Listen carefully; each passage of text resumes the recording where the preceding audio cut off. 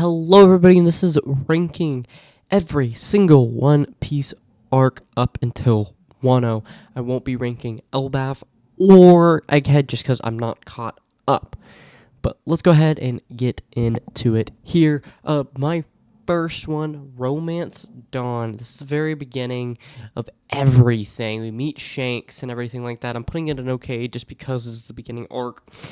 Nothing really happens necessarily.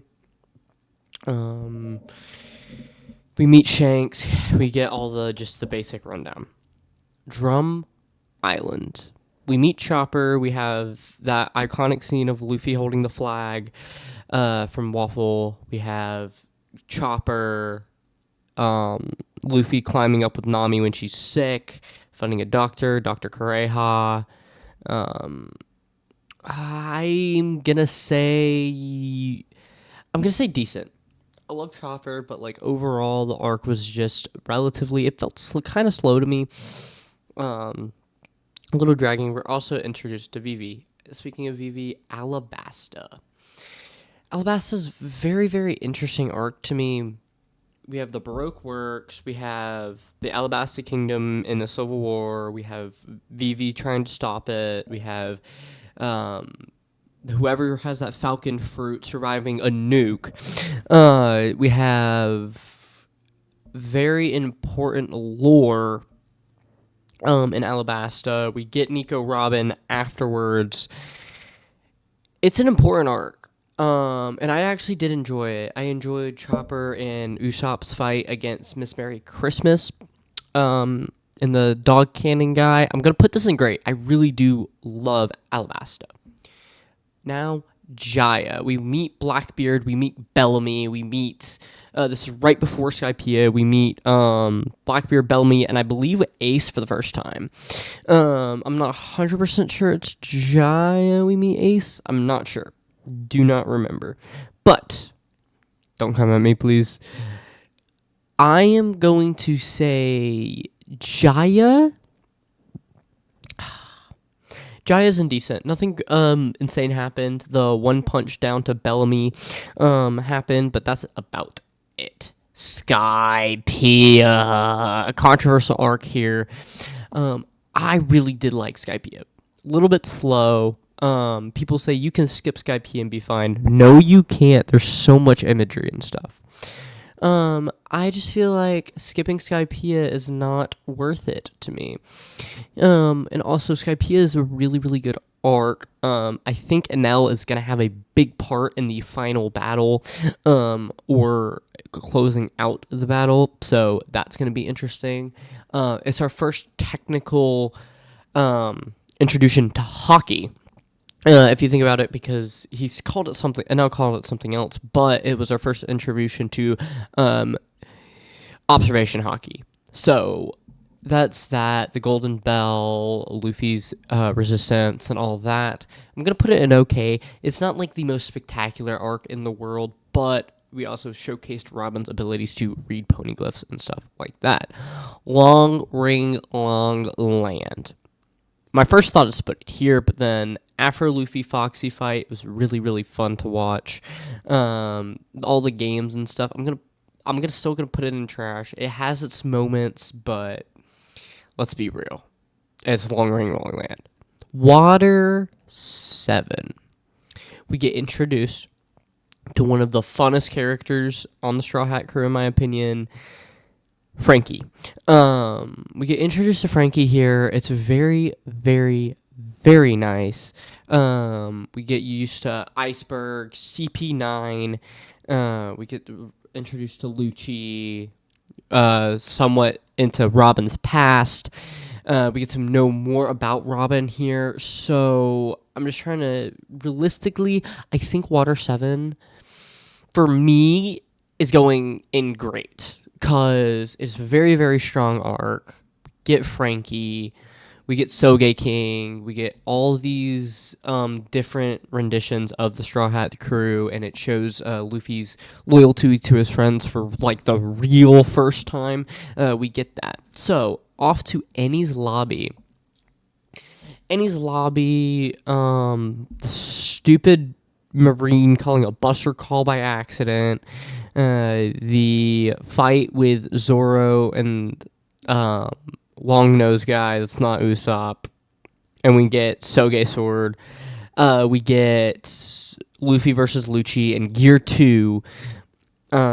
We get all these different things. We get introduced to the 6 powers, which later comes on with especially Skywalk and Sanji.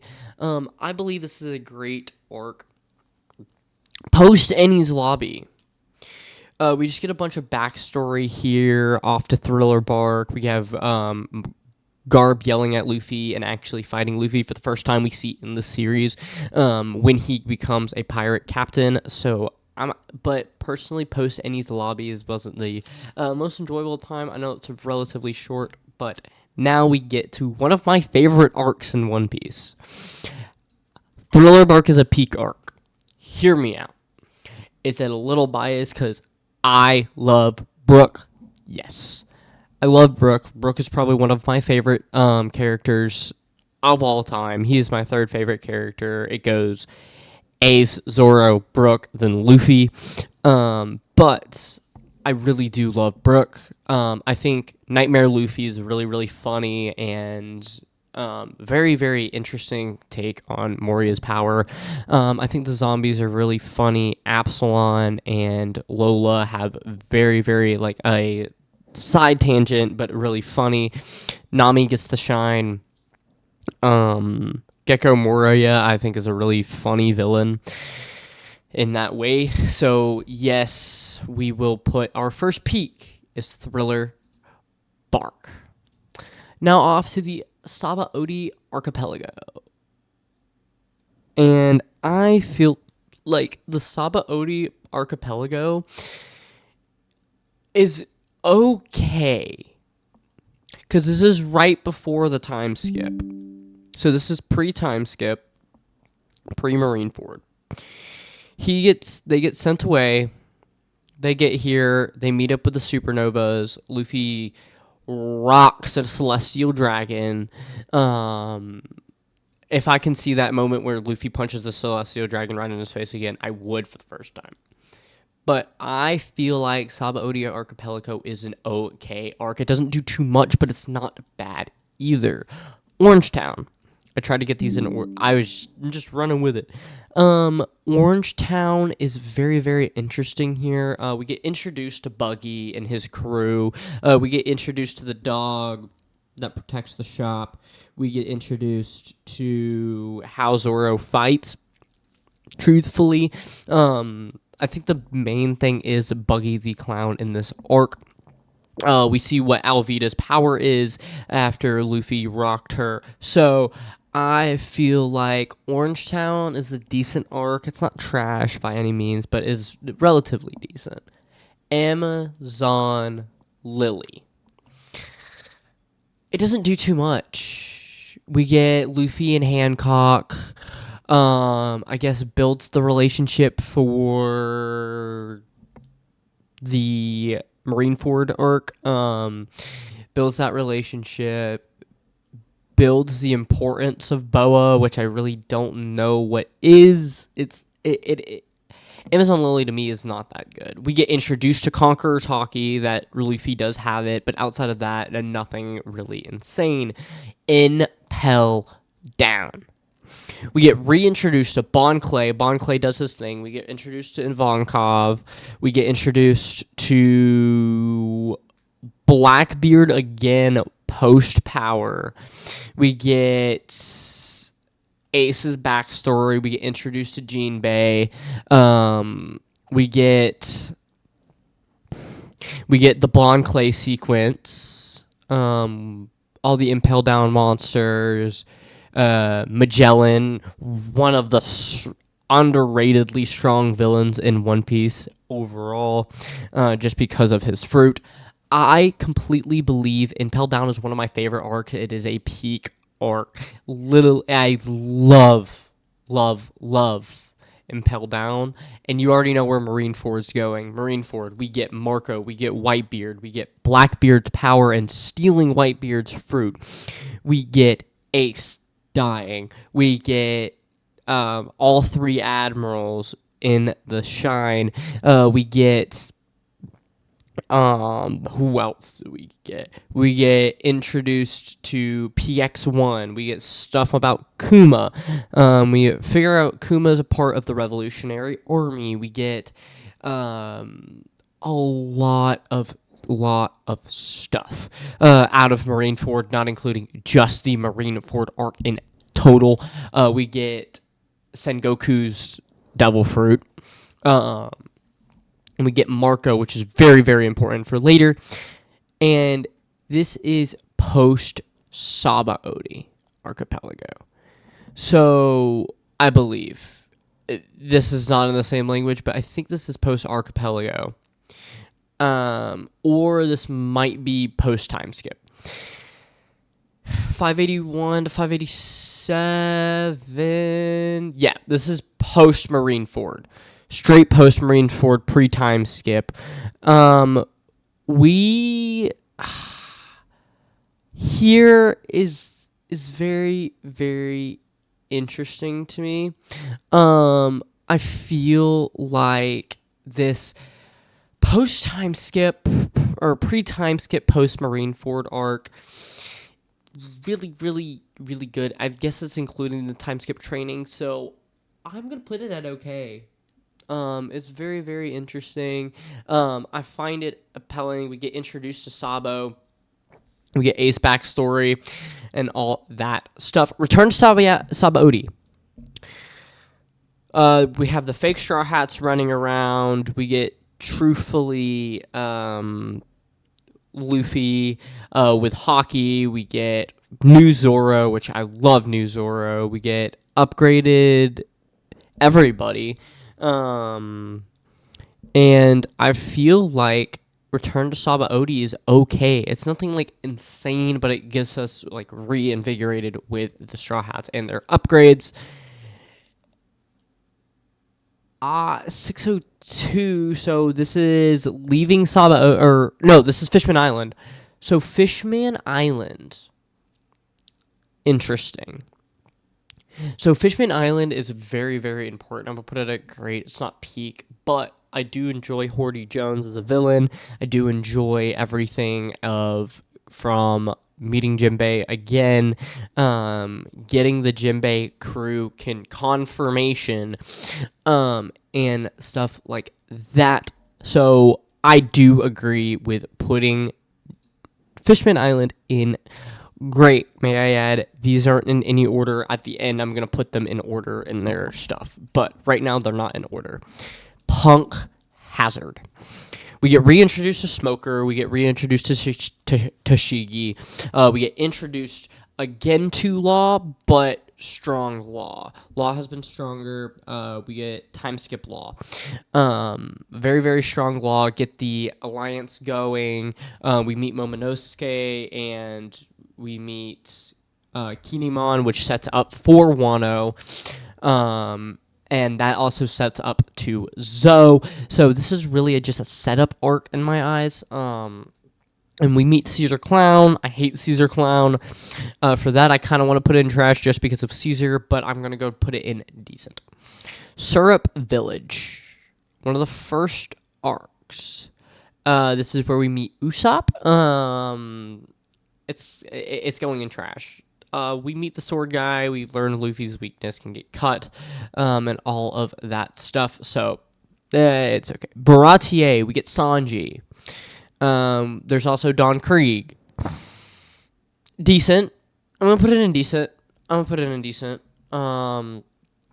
It's really, really strong. Like it does what it needs to. Arlong Park. Okay, so Arlong Park is going to go in great. I'll fix all the rankings later, but this is going in great. I feel like it's going in great just because it says Luffy is strong. We get Nami, we get our navigator, we get the feeling of, oh, we can do this. And it's our first real test of strength for Luffy. Logtown. We meet Smoker. We meet Um, we meet other villains. I feel like this is just a real setup arc to be like, all right, we can go with this now. I'm gonna put it in decent. Reverse Mountain, we meet Laboon, which sets up for Brook later on. We meet, we go up to the Grand Line. It's just like a fulfillment out of the East Blue. It's also gonna go in decent. Whiskey Peak is different. We start meeting the Baroque Works agents. This is where we meet Vivi. We get a hint of Baroque Works, which sets up for Alabasta. I'm going to go okay. Little Garden. I'm really flying through these so I can get to the really, really good and important arcs. Not saying none of these were important before, but the really, really strong arcs. We get Princess Vivi, we get Mr. 3, we get Miss Little Garden, I think, or something like that. Paint Girl, I hate her. Little Garden, personally, is going in trash. We do meet Dorian Bargy, which sets up Elbaf in the end of Egghead from what I've seen and heard. But, yes, the sets up something with the giant, sets up Usopp a little bit. Dress Rosa. Must I say more? We get Doflamingo. We get Law backstory. We get Rosinante. We get Gear 4. We get Luffy really pushing his limit for the first time against a really, really strong opponent at this point. We get true tests of hockey. We get into Law's abilities. We get a lot of setup for later for Law. We get Conjado. I'll talk about him more when we get to Wano. But yes, must I say more? Zoe. With Zoe, I feel like it is a very, very... It does what it needs to do. It's gonna go in great. It does what it needs to do. It sets up Whole Cake Island where Sanji leaves. We get a little bit of Sanji's backstory there.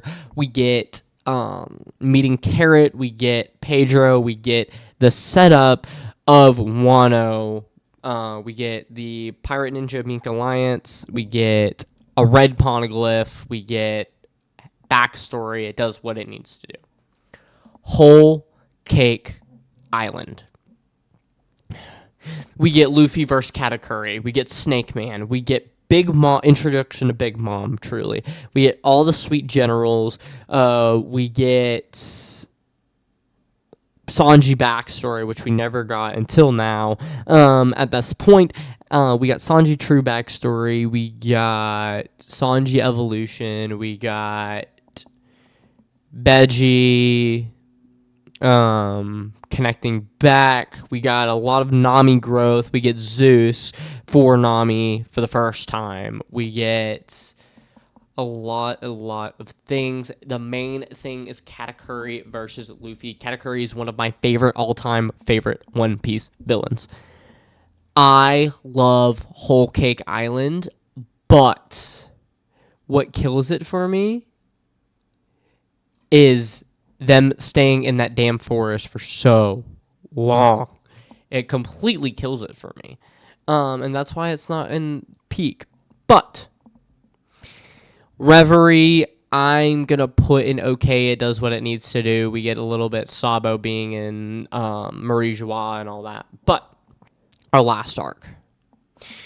We get Yamato backstory. We get Odin. We get Momonosuke becoming a big dragon. We get Kaido. We get Kaido and Big Mom and back. We get the first mention of Rox D. Zebek. We get Roger flashbacks. We get very, very strong feelings of, okay, is Luffy actually losing? We get Gear 5. We get Zoro, King. We get Queen, Sanji. We get Zeus back for Nami. The death of Big Mom. The death of Kaido.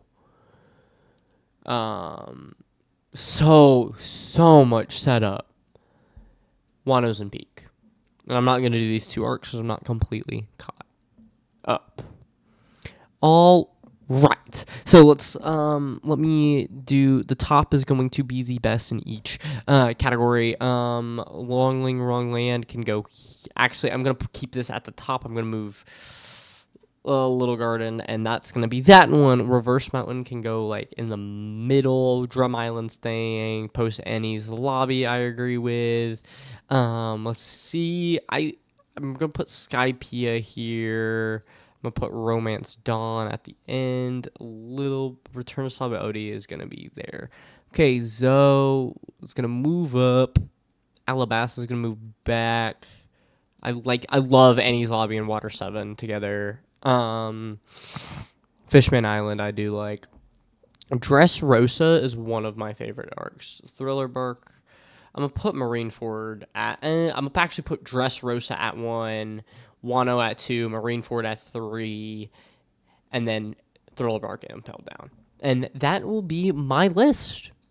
It's my personal list of every single One Piece arc. I'm going to edit this and get it to y'all as soon as possible. It's a double upload day. What? Really do hope you enjoyed. Make sure you hit the like button. Comment your thoughts below. And I do hope you have a great rest of your day.